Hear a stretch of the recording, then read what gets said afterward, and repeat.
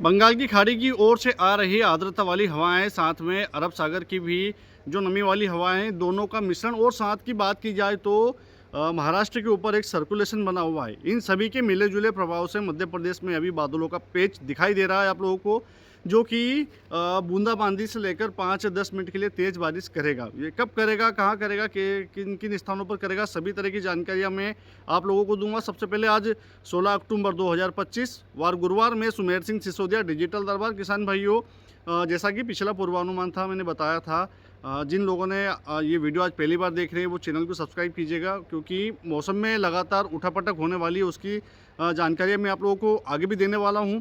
ID आप लोग follow करेंगे, चैनल को फॉलो करेंगे तो बंगाल की खाड़ी और एक तूफान बोल सकते हैं उसको, जो कि बंगाल की खाड़ी से नीचे की क्षेत्रों में बना हुआ है, ये मध्य प्रदेश पर इसका इम्पैक्ट कितना रहेगा, क्या भारी बारिश करेगा, नहीं करेगा, सभी प्रकार की जानकारी मैं आगे भी लेटेस्ट देता रहूँगा। किसान भाइयों के पास में वीडियो भेजिएगा, रिश्तेदार को बोलिएगा कि आईडी चैनल को फॉलो करें।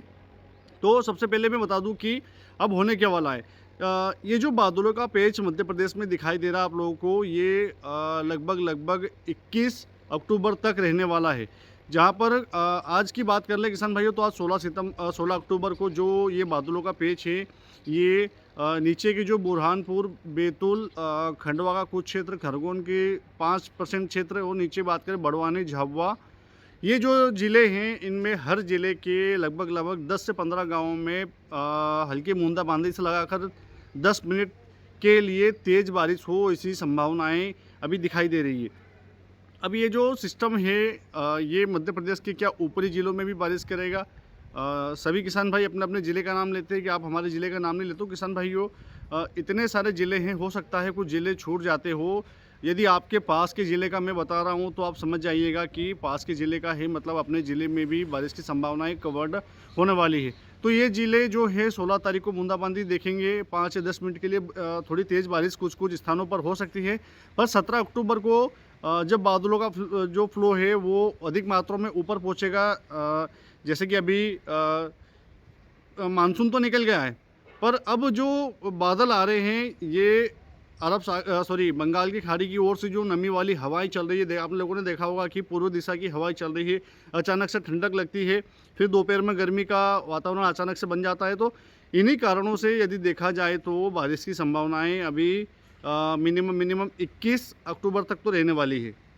हालांकि धीरे धीरे फिर इम्पैक्ट कम हो जाएगा 19 अक्टूबर के बाद में। फिर भी जो 17 अक्टूबर की मैं बात करूं तो 17 अक्टूबर को जो कवर्ड रहने वाले ज़िले हैं किसान भाइयों, तो इनमें फिर एक बार 17 अक्टूबर को नीचे से बारिश, होशंगाबाद या बैतूल की बात करें, या खरगोन की बात करें, झाबुआ की बात करें, और खंडवा की बात करें, बड़वानी की बात करें, अलीराजपुर की बात करें, झाबुआ की बात करें, अर्थात जो क्षेत्र महाराष्ट्र से लगा हुआ है, इनमें बारिश की गतिविधियां अन्य ज़िलों के मुकाबले ज़्यादा दिखाई देगी। क्यों? क्योंकि सर्कुलेशन महाराष्ट्र के ऊपर बना हुआ है और ये जो ज़िले हैं ये महाराष्ट्र से लगे हुए हैं।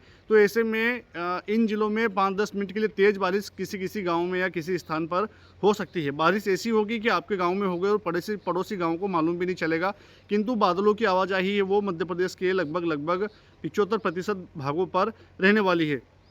तो अब आप लोग जो ऊपर के किसान भाई जुड़े हुए हैं, जिसमें धार कवर्ड है, इंदौर हुआ, रतलाम हुआ, या इधर साइड के आगर मालवा, सीहोर हुआ, ये जो किसान भाई ये पूछेंगे कि क्या ये बारिश का स्पेल हमारे क्षेत्र में भी बारिश करेगा। तो किसान भाइयों, सिस्टम इतना ताकतवर तो नहीं है कि ये सभी ज़िलों में एक समान बारिश करे, किंतु 16-17 ये जो 2 दिन है, या 18 की भी बात कर ले तो इंदौर, धार, रतलाम का कुछ भाग, और साथ में बात करें हरदा का, और आगर मालवा, देवास और शाजापुर, ये जो ज़िले हैं इनमें अभी हर क्षेत्र में, मतलब हर ज़िले के लगभग हर ज़िले के एक धार और इंदौर में हो सकता है 15 से 20 गाँवों में बारिश हो। ये पूरे ज़िले का डाटा बता रहा हूँ मैं, ऐसा नहीं है कि सभी दूर एक समान बारिश होगी। पूरे ज़िले का डाटा ये है कि 15-20 गाँवों में बारिश हो सकती है। पर जब ऊपर की ओर बादल जैसे जैसे पहुँचते जाएंगे, नमी का फ्लो थोड़ा कम होने वाला है। तो आगर मालवा की बात कर ले, चाहे शाजापुर की बात कर ले, या हरदा की बात करें, या सीहोर की बात करें, ये जो ज़िले हैं इनमें बारिश की